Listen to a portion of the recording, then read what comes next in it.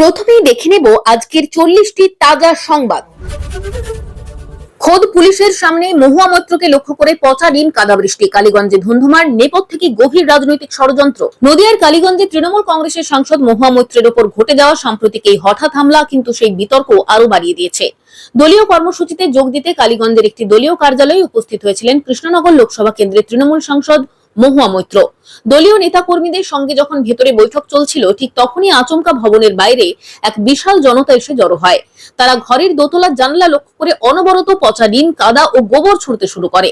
মহুয়া মৈত্র নিজে এই সম্পূর্ণ দৃশ্যটি নিজের মোবাইলে ক্যামেরায় বন্দী করেন। পরিস্থিতি আরো জটিল রূপ নেয় যখন ভবন থেকে বেরিয়ে গাড়ির দিকে যাওয়ার সময় তিনি সাংবাদিকদের মুখোমুখি হন।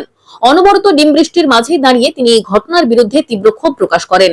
আর এই ঘটনা 24 ঘন্টা কাটতে না কাটতেই রাজ্য রাজনীতিতে প্রতিবাদের ঝড় উঠেছে।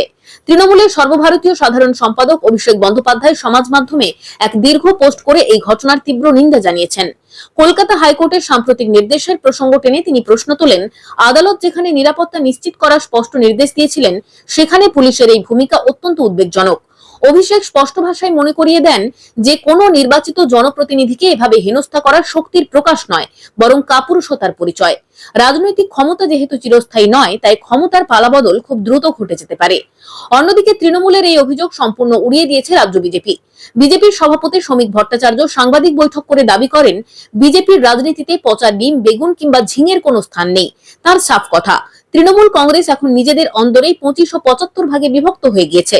দলের ভেতরে থাকা অসন্তুষ্ট কর্মীরাই নিজেদের নেতাদের লক্ষ্য করে এই ডিম ছোড়াছুড়ি করছে, যার দায় কোনোভাবেই বিজেপির ওপর চাপানো যায় না।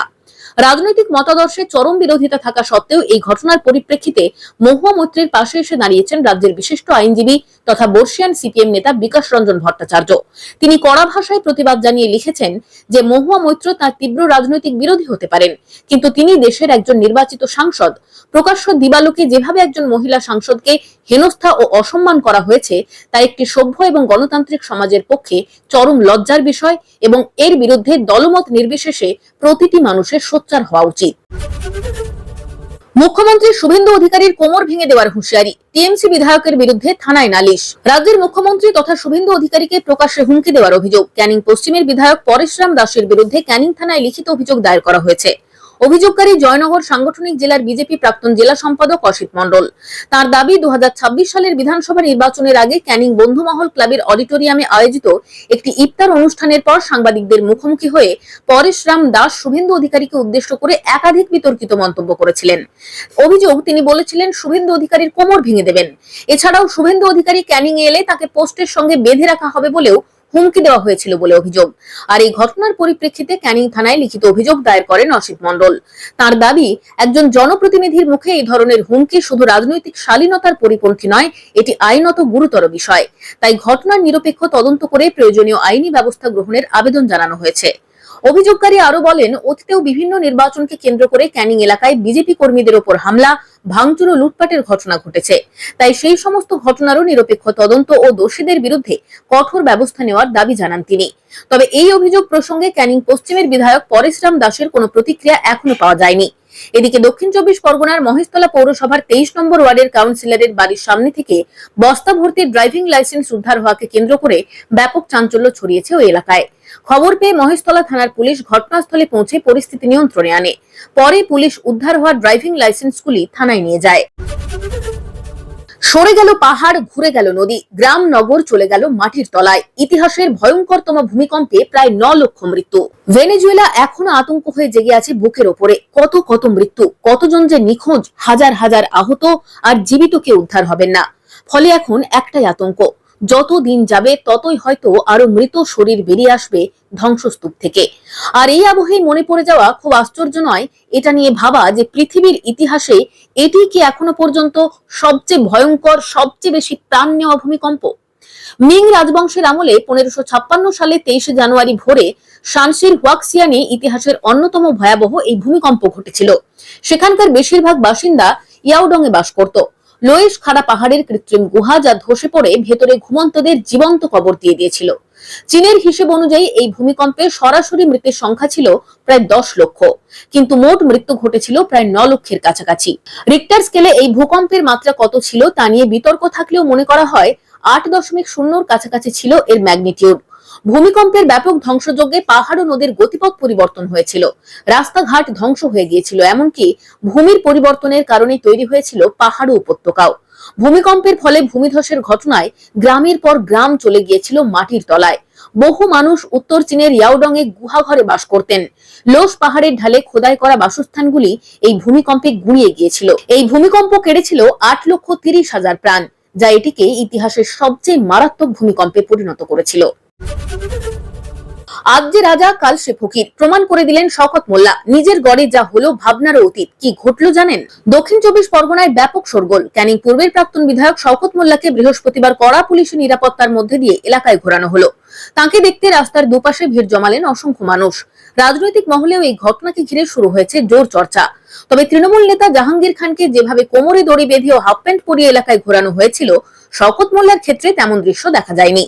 কয়েকদিন আগেই এনআইএ শওকত মোল্লাকে কলকাতা চিংড়িঘাটা এলাকা থেকে গ্রেফতার করে। ভাঙড়ে বোমা বিস্ফোরণ মামলায় তার নাম জড়িয়ে পড়ায় কেন্দ্রীয় তদন্তকারী সংস্থা এই পদক্ষেপ নেয়। গ্রেফতারের পর তাকে জিজ্ঞাসাবাদ করা হয় এনআইএ হেফাজতে। পরে আদালতের নির্দেশে এনআইএ হেফাজত থেকে 4 দিনের জন্য জীবনতলা থানার পুলিশের হাতে তুলে দেওয়া হয় তাকে। জীবনতলা থানায় শওকত মোল্লার বিরুদ্ধে ধর্ষণের একটি গুরুতর অভিযোগ রয়েছে। সেই মামলার তদন্ত এগিয়ে নিয়ে যেতেই তাকে নিজেদের হেফাজতে নেয় জেলা পুলিশ। গত মঙ্গলবার গভীর রাতে শওকত মোল্লাকে জীবনতলা থানায় নিয়ে আসা হয়। তারপর থেকে এলাকা জুড়ে শুরু হয় জোর জল্পনা। কবে তাকে নিয়ে তদন্তে নামবে পুলিশ এবং কি পদক্ষেপ করা হবে?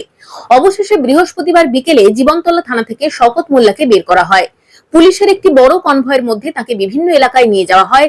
তদন্তকারী আধিকারিকদের দাবি, মামলার সঙ্গে সম্পর্কিত একাধিক স্থান চিহ্নিত করা, স্থানীয় সূত্র যাচাই এবং ঘটনার বিভিন্ন দিক খতিয়ে দেখার জন্যই এই পরিদর্শন জরুরি ছিল। পাশাপাশি দীর্ঘদিন ধরে এলাকায় শওকত মোল্লাকে কেন্দ্র করে সাধারণ মানুষের মধ্যে যে ভয়ের পরিবেশ তৈরি হয়েছিল, সেটি ভাঙার বার্তাও দিতে চেয়েছে পুলিশ। শওকত মোল্লাকে দেখতে এদিন রাস্তায় উপচে পড়া ভিড় লক্ষ্য করা যায়। পুরুষ, মহিলা, যুবক, নানা বয়সের মানুষ রাস্তার পাশে দাঁড়িয়ে তাকে এক ঝলক দেখার জন্য অপেক্ষা করেন। অনেকে মোবাইলে ভিডিও রেকর্ড করেন, আবার কেউ কেউ সরাসরি নানান মন্তব্য ছুড়ে দেন। পুলিশকে ভিড় নিয়ন্ত্রণে রীতিমতো হিমশিম খেতে দেখা যায়। জানা গিয়েছে, পরিস্থিতি যাতে উত্তপ্ত না হয় সে কারণে অতিরিক্ত পুলিশ মোতায়েন করা হয়েছিল। এদিকে রাজনৈতিক প্রতিক্রিয়াও ছিল চোখে পড়ার মতো। বিজেপি কর্মী সমর্থকদের একাংশ শওকত মোল্লাকে কটাক্ষ করে এলাকায় গান বাজাতে শুরু করেন। বিশেষ করে শওকত মাচ্চর শিরোনামের একটি ব্যঙ্গাত্মক গান বাজানো হয়, যা ঘিরে জনতার মধ্যে চাঞ্চল্য তৈরি হয়। বিরোধীদের দাবি, শওকত মোল্লার বিরুদ্ধে ওঠা অভিযোগগুলি দীর্ঘদিন ধরে এলাকার মানুষ জানতেন, কিন্তু রাজনৈতিক প্রভাবের কারণে এতদিন কেউ মুখ খুলতে পারেননি। নির্বাচন কমিশনের দ্বারস্থ ঋতব্রত, আমরাই আসল তৃণমূল দাবি। তৃণমূল কংগ্রেসের অভ্যন্তরীণ কোন্দল এবার পৌঁছলো দিল্লির নির্বাচন কমিশনের দফতরে। বৃহস্পতিবার পশ্চিমবঙ্গের বিরোধী দলনেতা ঋতব্রত বন্দ্যোপাধ্যায় তার শিবিরের নেতাদের নিয়ে কমিশনের সঙ্গে দেখা করেন। বৈঠক শেষে তিনি জানান, দলের সাংগঠনিক রদবদল নিয়ে তারা তাদের দাবি দাওয়া কমিশনের কাছে জমা দিয়েছেন এবং আশা করছেন খুব শীঘ্রই কমিশন এই বিষয়ে নিজেদের সিদ্ধান্ত জানাবে। নির্বাচন কমিশনের সঙ্গে বৈঠকের পর সাংবাদিকদের মুখোমুখি হয়ে ঋতব্রত বলেন, আমরা কলকাতা এবং দিল্লি দুই জায়গাতেই আমাদের বক্তব্য লিখিতভাবে জমা দিয়েছি। তিনি আরো বলেন, 22শে জুন সর্বভারতীয় তৃণমূল কংগ্রেসের একটি বিশেষ অধিবেশন হয়েছিল। সেই অধিবেশনের পরে আমরা নির্বাচন কমিশনকে লিখিতভাবে সবটা জানাই এবং কলকাতায় কমিশনের আধিকারিকদের সঙ্গে দেখা করি। তখন আমরা দিল্লির সদর দপ্তরেও দেখা করার জন্য সময় চেয়েছিলাম। আজ মুখ্য নির্বাচন কমিশনার এবং অন্যান্য কমিশনাররা খুব মন দিয়ে আমাদের কথা শুনেছেন। আমরা আমাদের সমস্ত যুক্তি তুলে ধরেছি। আশা করছি কমিশন খুব শীঘ্রই আমাদের সঙ্গে যোগাযোগ করবে। দলের বেশিরভাগ নেতাকর্মী যে তাদের সঙ্গে রয়েছেন সেই দাবি করে ঋতব্রত বলেন, আমরাই আসল তৃণমূল কংগ্রেস, কারণ 2/3 বেশি সংখ্যাগরিষ্ঠতা আমাদের দিকে। বেশিরভাগ বিধায়ক, কাউন্সিলর এবং জেলা পরিষদের সদস্যরা আমাদের সঙ্গে আছেন। এদিন ঋতব্রত নেতৃত্বে 10 জনের একটি প্রতিনিধি দল তৃণমূল কংগ্রেসের সাংগঠনিক বিবাদ নিয়ে আলোচনার জন্য নয়াদিল্লিতে নির্বাচন কমিশনের সদর দপ্তরে পৌঁছয়। ঋতব্রতর মতে 22শে জুন কলকাতায় অল ইন্ডিয়া তৃণমূল কংগ্রেসের যে প্রতিনিধি অধিবেশন হয়েছিল, সেখানেই তাদের গোষ্ঠী একজন নতুন চেয়ারপারসন ও ডেপুটি চেয়ারপারসন নির্বাচন করে এবং একটি নতুন জাতীয় কর্মসমিতি গঠন করে। তিনি জানান, এই সাংগঠনিক পরিবর্তনের সমস্ত বিবরণ তারা আনুষ্ঠানিকভাবে নির্বাচন কমিশনের কাছে জমা দিয়েছেন। পশ্চিমবঙ্গ বিধানসভা নির্বাচনের পর তৃণমূলে যে ভাঙন ধরেছে, তার পরিপ্রেক্ষিতে এই বৈঠক অত্যন্ত গুরুত্বপূর্ণ। দলের নেতৃত্ব এবং সাংগঠনিক কাঠামো নিয়ে দুই শিবিরে নিজেদের দাবি পাল্টা দাবি করে চলেছে। বিধানসভা নির্বাচনে হারের পর মমতা বন্দ্যোপাধ্যায়ের নেতৃত্ব থেকে বেরিয়ে আসেন দলের 80 জন বিধায়কের মধ্যে 58 জন। এরপরেই দলের অন্দরে রাজনৈতিক সংকট আরো গভীর হয়। এই বিদ্রোহী বিধায়করা ঋতব্রত বন্দ্যোপাধ্যায়কে পশ্চিমবঙ্গ বিধানসভার বিরোধী দলনেতা হিসেবে সমর্থন করেন এবং 30 সদস্যের একটি নতুন জাতীয় কর্মসমিতি ঘোষণা করেন। মুম্বাইয়ের ম্যানহোলে পড়ে মৃত্যু, বিএমসির কড়া পদক্ষেপ, বরখাস্ত 4 আধিকারিক ও ঠিকাদার ব্ল্যাকলিস্টেড। মুম্বাইয়ের কুর্লা সাকিনাকা এলাকার খৈরানি রোডে খোলা ম্যানহোলে পড়ে 55 বছর বয়সী আসলাম আইজেক শেখের মর্মান্তিক মৃত্যুতে প্রশাসনিক স্তরে তোলপাড় শুরু হয়েছে। এই ঘটনার দায়বদ্ধতা নির্ধারণ করে বৃহৎ মুম্বাই মিউনিসিপাল কর্পোরেশন কঠোর শাস্তিমূলক ব্যবস্থা গ্রহণ করেছে। বিএমসি কমিশনার অশ্বিনী ভিদে এই ঘটনায় 4 জন আধিকারিককে অবিলম্বে বরখাস্ত করেছেন এবং দায়িত্বপ্রাপ্ত ঠিকাদারকে কালো তালিকাভুক্ত করার নির্দেশ দিয়েছেন। দুর্ঘটনার প্রেক্ষাপট বৃহস্পতিবার বিকেলে খৈরানি রোডে বিএমসির পয়েন্ট নিষ্কাশন বিভাগের কর্মীরা ম্যানহোলে সুরক্ষা জাল লাগানোর কাজ করছিলেন। অভিযোগ, সেই সময় কোনো ধরনের ব্যারিকেড বা সতর্কীকরণ চিহ্ন ছিল না। আসলাম আইজেক শেখ মোবাইল ফোনে কথা বলতে বলতে যাওয়ার সময় ভারসাম্য হারিয়ে 25 ফুট গভীর ওই খোলা ম্যানহোলে পড়ে যান। যদিও দমকল ও বিএমসি কর্মীরা দ্রুত উদ্ধার কাজ শুরু করেন, কিন্তু শেষ পর্যন্ত তাকে বাঁচানো সম্ভব হয়নি। প্রশাসনিক শাস্তিমূলক ব্যবস্থা বিএমসির প্রাথমিক তদন্তে স্পষ্ট হয়েছে যে কাজের ক্ষেত্রে নিরাপত্তা বিধির চরম অবহেলা করা হয়েছে। এই দায় স্বীকার করে এল ওয়ার্ডের সহকারী commissioner Dhanji Herlekar, deputy engineer Deepak Chaugule, junior engineer Abhijit Chaugule এবং অ্যাসিস্ট্যান্ট ইঞ্জিনিয়ার উত্তম পাতিল এই 4 আধিকারিককে তদন্ত শেষ না হওয়া পর্যন্ত বরখাস্ত করা হয়েছে। এছাড়া দায়িত্বপ্রাপ্ত ঠিকাদারকে ব্ল্যাকলিস্টেড বা কালো তালিকাভুক্ত করার প্রক্রিয়া শুরু হয়েছে। পুরো ঘটনার নিরপেক্ষ তদন্তের জন্য অতিরিক্ত পৌর কমিশনারের নেতৃত্বে একটি উচ্চ পর্যায়ের কমিটি গঠন করা হয়েছে। কমিটিকে আগামী 7 দিনের মধ্যে রিপোর্ট জমা দিতে বলা হয়েছে। অন্যদিকে নিহত পরিবারের প্রতি সমবেদনা জানিয়ে বিএমসির পক্ষ থেকে 10 লক্ষ টাকার আর্থিক সহায়তার ঘোষণাও করা হয়েছে। গরু জবাই নিষেধাজ্ঞা তুলে নেওয়ার জন্য সুপ্রিম কোর্টের দ্বারস্থ তামিলনাড়ুর মুখ্যমন্ত্রী থালাপতি বিজয়। চলতি বছরে মে মাসে তামিলনাড়ুতে গরু জবাই সম্পূর্ণ নিষিদ্ধ করে রায় দেন মাদ্রাজ হাইকোর্ট। এখন এই রায়কে চ্যালেঞ্জ করে সুপ্রিম কোর্টের দ্বারস্থ হয়েছেন থালাপতি বিজয়ের নেতৃত্বাধীন টিভিকে সরকার। রাজ্য সরকার সুপ্রিম কোর্টে তাদের বক্তব্য উপস্থাপন করে বলেছে, তামিলনাড়ুতে গরু জবাই সংক্রান্ত যে আইন বিদ্যমান রয়েছে, হাইকোর্টের দেওয়া রায় সেই আইনের সঙ্গে সামঞ্জস্যপূর্ণ নয়। এর আগে গত 27 মে উৎপাদন বৃদ্ধি এবং গ্রামীণ অর্থনীতির উন্নতির স্বার্থে 1976 সালে জারি করা সরকারি আদেশ কার্যকর করে রাজ্য জুড়ে গরু ও বাছুর জবাইয়ের উপর তাৎক্ষণিক নিষেধাজ্ঞা জারি করেছিল মাদ্রাজ হাইকোর্ট। এখন সেই নির্দেশকে চ্যালেঞ্জ করে সুপ্রিম কোর্টের দ্বারস্থ হয়েছে তামিলনাড়ু সরকার। সুপ্রিম কোর্টে দায়ের করা স্পেশাল লিভ পিটিশনে থালাপতি সরকার বলেছে, হাইকোর্টের নির্দেশ তামিলনাড়ু পশু সংরক্ষণ আইন 1958 পরিপন্থী। ওই আইনে বলা হয়েছে, 10 বছরের বেশি বয়সী যেসব গরু কোনো কাজ করতে বা প্রজননে অক্ষম, সংশ্লিষ্ট কর্তৃপক্ষের অনুমতি সাপেক্ষে শুধু সেই সমস্ত গরু বা বাছুর জবাই করা যায়। এছাড়াও আরো বেশ কয়েকটি আইনে উল্লেখ করে শীর্ষ আদালতে বিজয়ের নেতৃত্বাধীন সরকারের অভিযোগ, গরু জবাইয়ে সম্পূর্ণ নিষেধাজ্ঞা জারি করে রাজ্যের আইনসভার কাজে হস্তক্ষেপ করেছে হাইকোর্ট। উচ্চ আদালত তার এখতিয়ারের বাইরে গিয়ে কাজ করেছে। গত 27 মে মাদ্রাজ হাইকোর্টের বিচারপতি জি আর স্বামীনাথন ও বিচারপতি ভি লক্ষ্মীনারায়ণের ডিভিশন বেঞ্চ নির্দেশ দেয়, পশু জবাই শুধু অনুমোদিত কসাইখানাতেই করা যাবে। একই সঙ্গে রাজ্যের মুখ্য সচিব ও বরিষ্ঠ পুলিশ কর্মকর্তাদের মুসলিমদের পরব ঈদুল আজহার সহ অন্য যে কোনো দিন গরু ও বাছুর জবাই ঠেকাতে প্রয়োজনীয় ব্যবস্থা নেওয়ার নির্দেশ দেওয়া হয়। আদালত রাজ্য জুড়ে এই নির্দেশনা কার্যকর করতে সংশ্লিষ্ট কর্মকর্তাদের প্রয়োজনীয় নির্দেশ জারিরও আদেশ দেন। তবে তামিলনাড়ু সরকারের দাবি, এই নির্দেশনার কারণে রায়ে আইনি অসঙ্গতি তৈরি হয়েছে। তামিলনাড়ুর হিন্দুত্ববাদী রাজনৈতিক দল ইন্দু মাক্কাল কাচ্চির রাজ্য সাধারণ সম্পাদক সূর্যের করা এক আবেদনের পরিপ্রেক্ষিতে মাদ্রাজ হাইকোর্ট এই আদেশ দেন। আবেদনে প্রকাশ্যে অবৈধভাবে গরু জবাই বন্ধে নির্দেশনা চাওয়া হয়। অন্নপূর্ণা যোজনায় 26 লক্ষ আবেদন বাতিল, কেন বাদ পড়লেন এত মহিলা, জানালেন মুখ্যমন্ত্রী। বুধবার 1 জুলাই থেকে অন্নপূর্ণা যোজনার টাকা ঢোকা শুরু করে। বুধবার নেতাজি ইন্ডোর স্টেডিয়ামে আয়োজিত এক সরকারি কর্মসূচি থেকে মুখ্যমন্ত্রী শুভেন্দু অধিকারী জানান, রাজ্য সরকারের এই প্রকল্পে যোগ্য হিসেবে চিহ্নিত হওয়া 1,30,00,000-এরও বেশি মহিলার মধ্যে ইতিমধ্যে 1,09,92,378 জনের ব্যাংক অ্যাকাউন্টে 3,000 টাকা পাঠিয়ে দেওয়া হয়েছে। বাকি যোগ্য আবেদনকারীদের অ্যাকাউন্টেও পর্যায়ক্রমে অর্থ পৌঁছে যাবে বলে আশ্বাস দিয়েছেন তিনি।